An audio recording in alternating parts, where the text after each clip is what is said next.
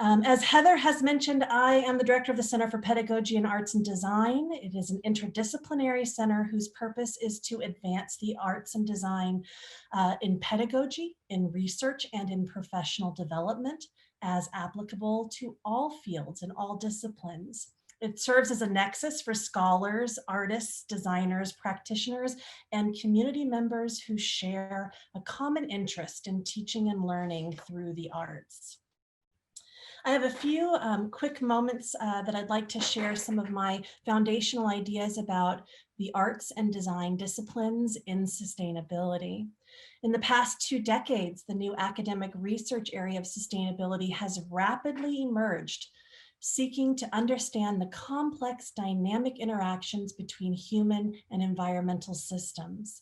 The dramatic increase in conferences and symposiums such as this, departments, educational programs, and publications with the explicit focus on sustainability demonstrates the emergence and growing level of establishment of this dynamic field. The field of sustainability explicitly aims to integrate environmental, social, and economic dimensions. And to do so, it draws heavily on a wide variety of foundational disciplines that span academic divisions across natural and social sciences and the arts and humanities. Sustainability is an area defined more by problems that it addresses rather than the disciplines that it employs. We live in critical times, as we heard from Julian, and we are moving towards the goal of sustainability. It requires fundamental changes in human attitudes and activities. These challenges call for us to rethink our value frameworks and incorporate new approaches to what we consider to be a good life. At the heart of this process is education produced by teachers who have personally aligned their value systems towards the goal of sustainability. While much of this work has been placed on the shoulders of educators in the sciences, geography, environmental sciences, ecology, economics, political science, and sociology, the convergence of science, arts, and aesthetics will truly enable students to develop a deeper spiritual awareness, a human urgency, and an understanding for eco-justice for the promotion of a sustainable society. The arts are based on a growth mindset. Their very intention is to make deep introspective change. Skills like resilience, grit, and the development of intrinsic motivation are the foundation to everything that we do and to what we teach in the arts and design. The arts and designs encourage communication and the development of deep cultural and self-understanding. I can think of no better mediums to make sustainability livable, a part of daily life, than to bring it to life through the arts and design. Sustainability teachers have taken diverse approaches to develop inter- and transdisciplinary problem-solving sustainability courses within the current university framework, which tends to favor individual disciplines and departments. Working at the intersection of the arts and design and social and natural sciences, faculty in this area are pioneers. They are teachers who plan engagements that help all students achieve high levels of academic success, develop their personal and social well-being, and inspire meaningful involvement in their local social, economic, and ecological communities. They have put citizenship and the creation of resilience, secure and prosperous communities at the very center of their teaching practice. They are the living models of what if and let's try, which are at the heart of innovative teaching. C-PAD has the honor of sponsoring unique and innovative teachers and their practices through a program called the Innovators Program. And today, we are going to hear the stories of 2 master teachers who have been working in this pioneering work of sustainability and the arts.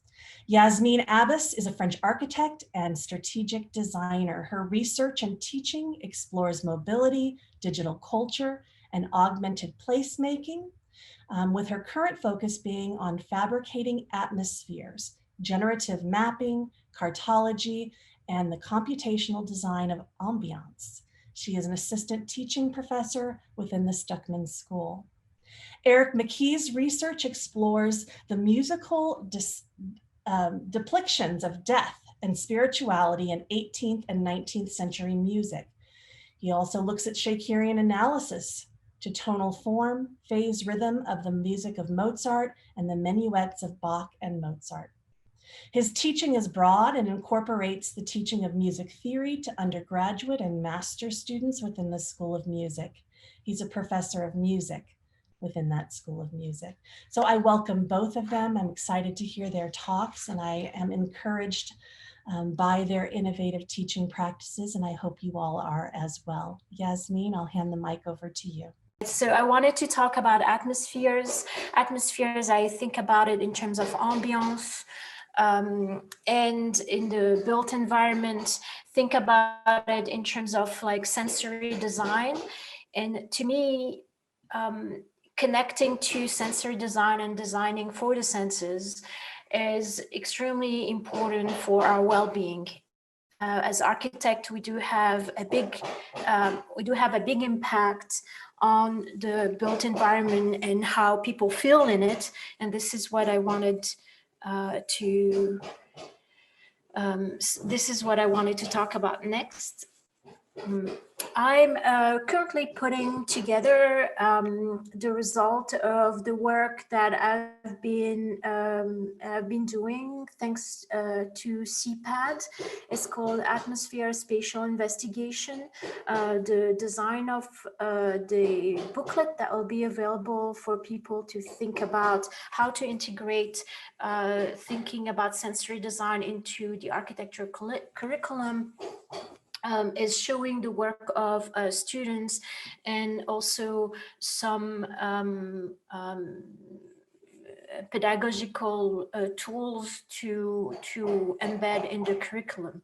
As atmospheres, investigation not only concerns the ethnography and thinking about how do we draw spaces with the senses in mind, but also how we fabricate them, how to maybe imagine assessing that, the relationship with climate, indoor and outdoor climate. So it's a quite complex topic, and we tackle, and the idea is not to have answer to all of that, but to somehow explore through a variety of exercise to go a little bit deeper in being sensitive to the place we're making.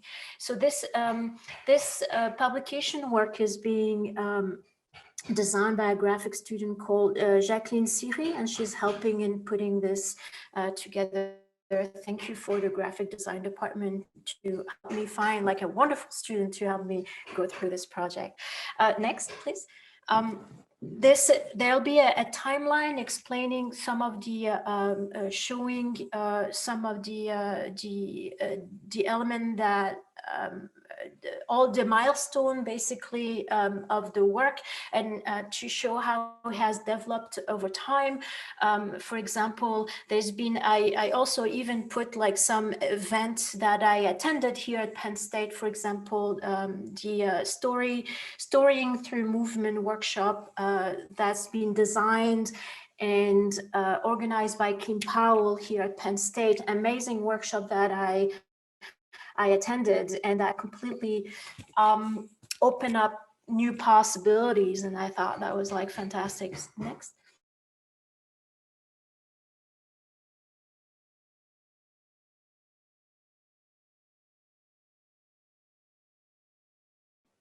Well, hello? Yes, so there'll be a text explaining how to architect atmospheres, and a lot of drawings showing use of as well computer-aided like computer-aided design, and showing the work of the students and how we go through a variety of methods and how the different methodologies. Next. And this is again some work of the students here on the left here at Penn State, on the right some other workshop I conducted at other universities, but I wanted to show like the variety and to show how we go from drawing to making, and how we could apply and have students imagine applying this to the to architecture. On the left, for example, it's a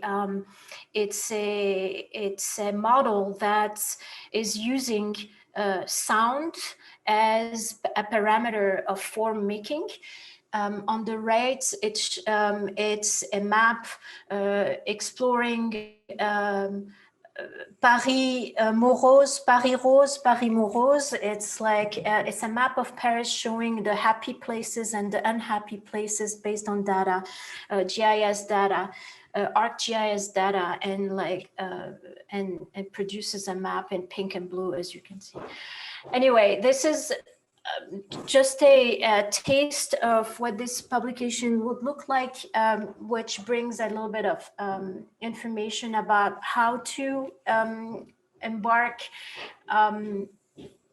students and think about a curriculum that brings in sensory design, that values sensory design, because we understand sensory design as being very important to well-being. And well-being in the way we feel in buildings, not necessarily in a very scientific manner, meaning calculating how this has in fact an effect, but really from an artistic and a design point of view. That's all I wanted to show. Thank you. We know that decisions are largely based on emotions. Climate data sets seldom elicit strong emotive responses from non-specialists. On the other hand, as humans, we all respond to music on both bodily and emotional levels. Transforming data into music allows listeners to experience information in new ways and has the ability to change our perspective and perhaps motivate us to decide to take some sort of action with regard to climate change. Next, please. The goal of this course is to introduce students to climate research and translate climate data into a musical composition. So this course is largely modeled on the activities of Climate Music Project. Climate music is a collaboration of musicians, artists, and scientists who create and stage science-guided music and visual experiences to inspire people to engage actively on the issue of climate change. Next, please. To give you a better idea of how this works, I'll play an excerpt from a piece composed by Eric Walker in collaboration with Climate Music. The piece tracks historical and projected variations in the climate system over 450 years, from 1800 to 2250. The music follows three key indicators, assigning each of these a musical analog. Carbon dioxide concentration is reflected in the tempo of the composition, with increasing amounts causing the tempo to speed up. Earth's atmospheric temperature is represented by pitch, where a rise in temperature translates to an increased harmonic complexity and or a simple rise in pitch. And the Earth's energy balance changes are audible as distortion. So I will play the whole excerpt, but I'll just start from 1996 to 2030. And just next slide, and then we should be able to play the example.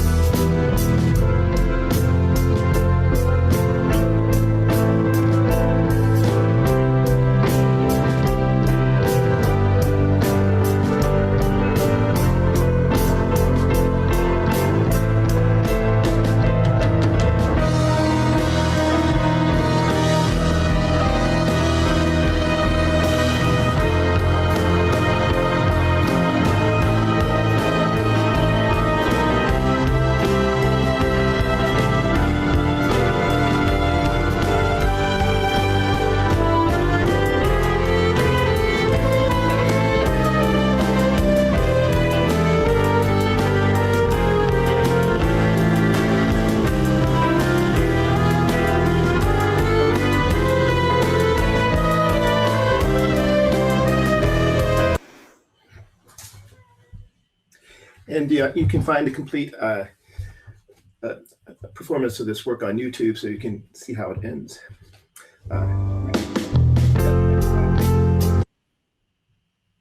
And then the next, please.